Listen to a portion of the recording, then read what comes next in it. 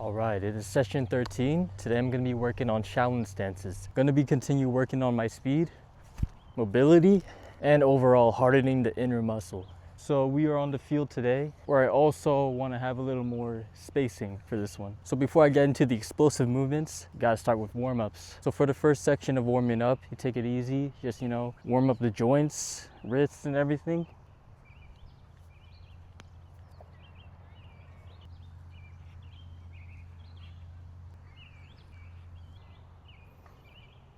Alright, so for this section of the warm-ups is more of loosening the body with your legs and arms.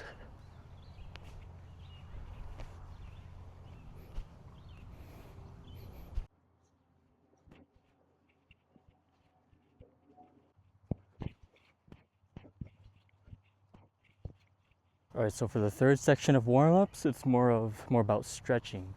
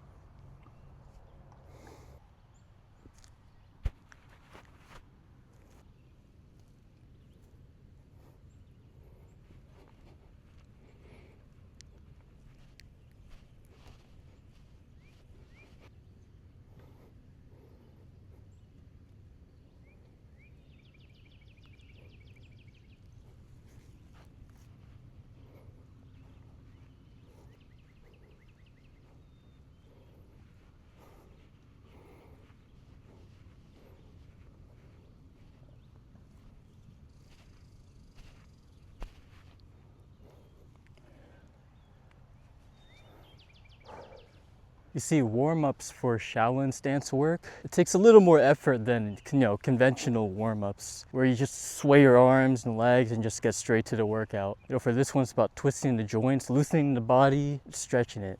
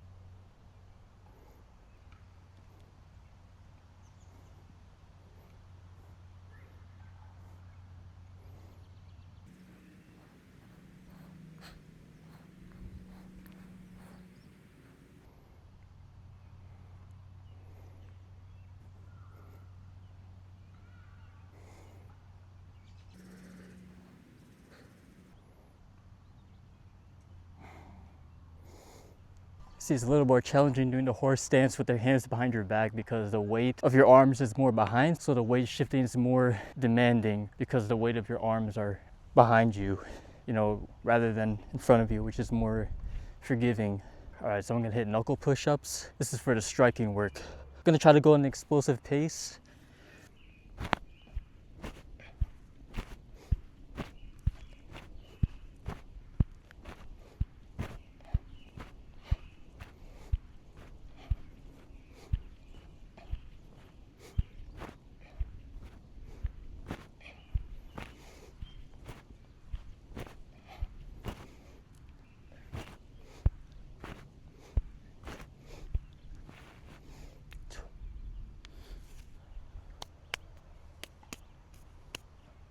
All right, to loosen up those legs a little bit for the explosive work, I'm gonna go for a light jog around the field for about 2 laps.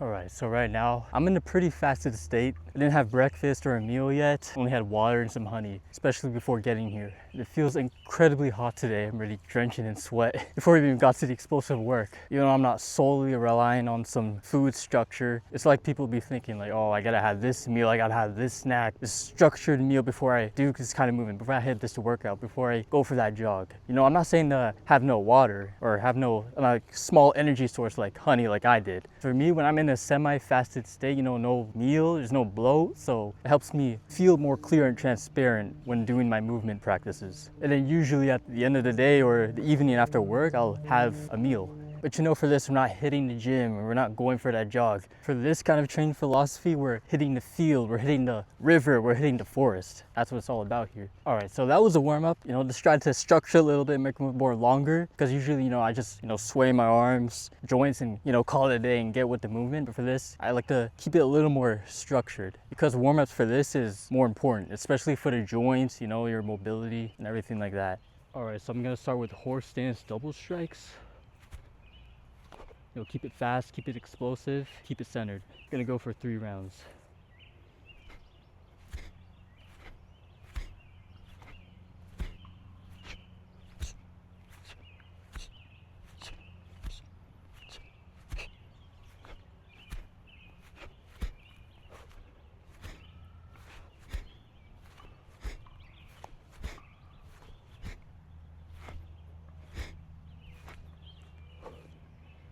Lost some balance there. So you see, when you're focused on the breathing, the punching power, the explosiveness, the form, holding the stance, you get into this flow kind of state. And that's what you want for overall sessions like this. You want to get that flow state.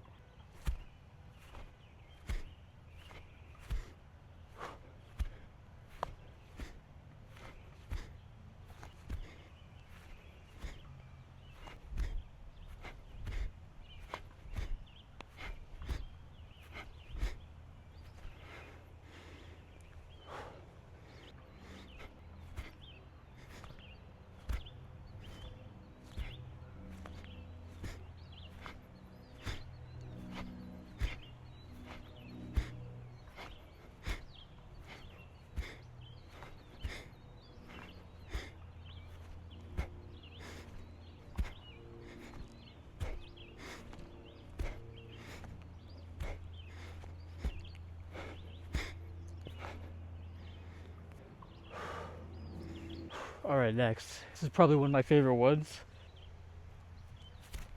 Once I get to the bow stance, I'm gonna try to get my hips lower, you know, not too high, or keep the back leg extended.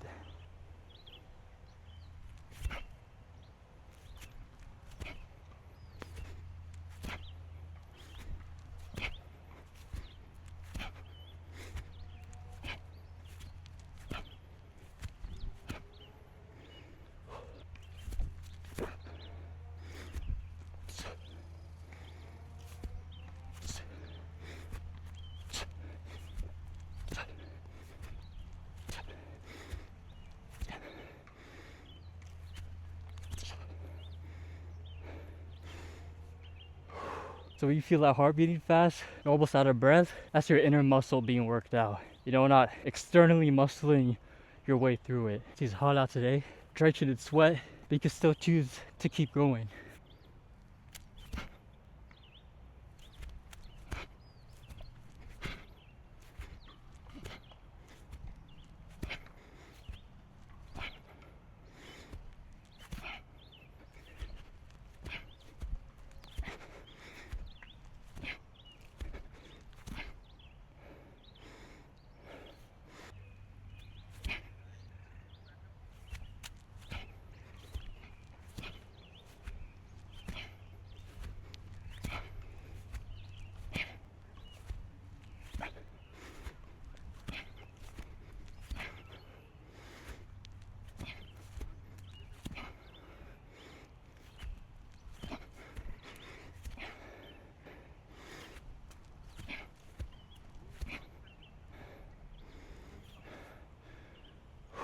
All right, so we're getting there.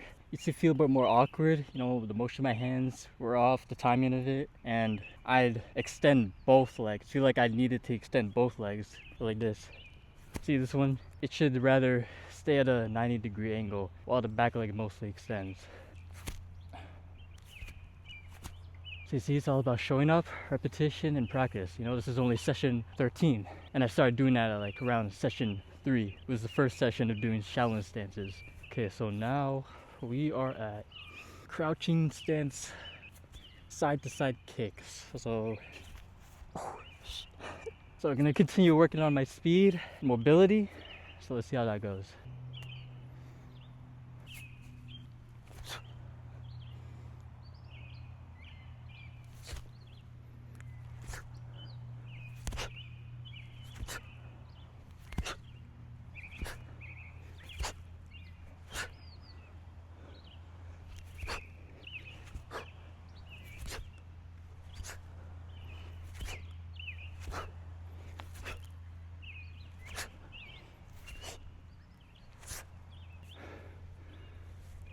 So the palms right now feeling quite sweaty, so it's hard to keep the gripping intact.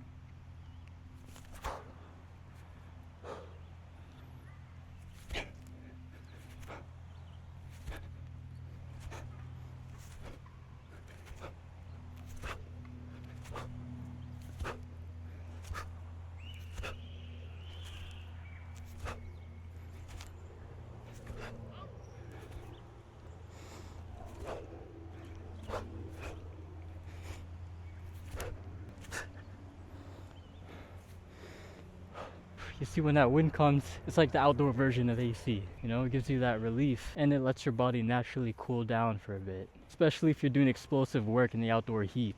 All right, now I'm at the striking part of this session. So we're gonna start with basic horse stance strikes. Maintain the stance and keep a good striking form. You know, it's all about endurance while maintaining heavy load.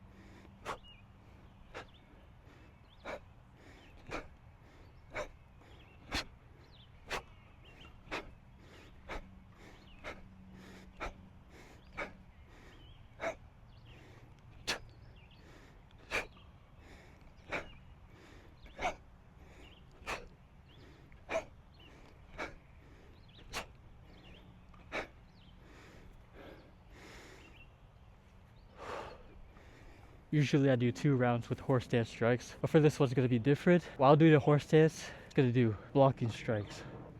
So let's do that.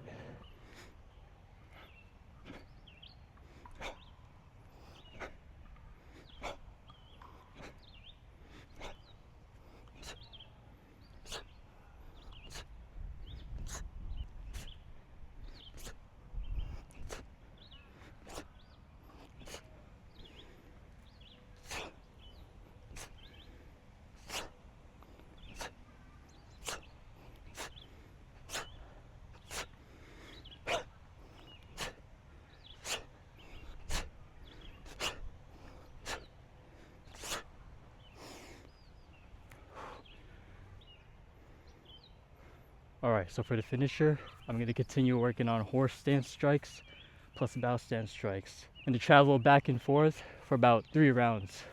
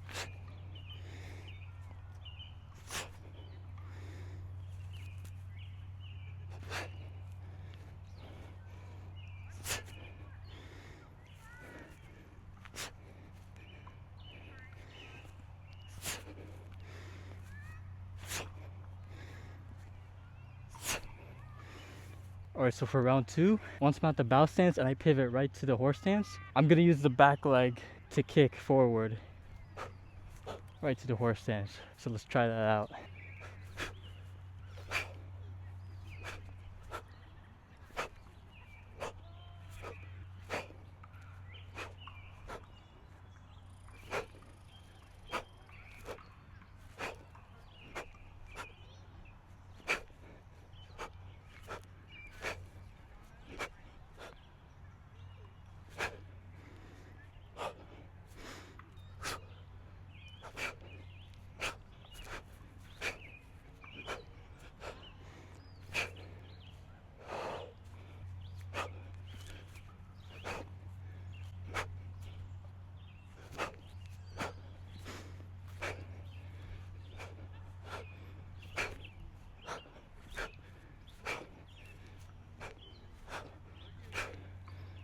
So getting the timing right for this one, especially once you pivot to the kicks after the bow stance, feels a bit awkward so far to get it right on time. We know with enough practice, you stop thinking and it just becomes second nature. So I'm not naturally flexible. You know, right now I can't, kick all the way to my head level when I keep my legs straight. Highest right now is here.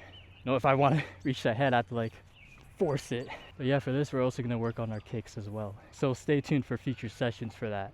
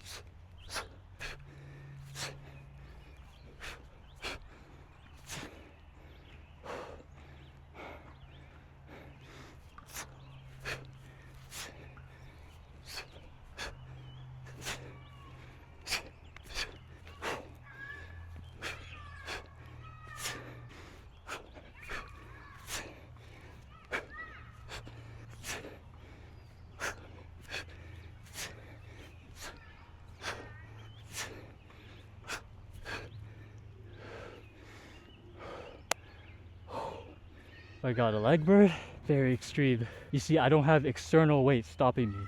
I can choose to keep going. It's all about managing the weight and endurance of your own body and using that inner muscle to keep going. Because for these, you're at a constant stance where your hips are being burned, legs are being burned, and engaging your legs for kicks.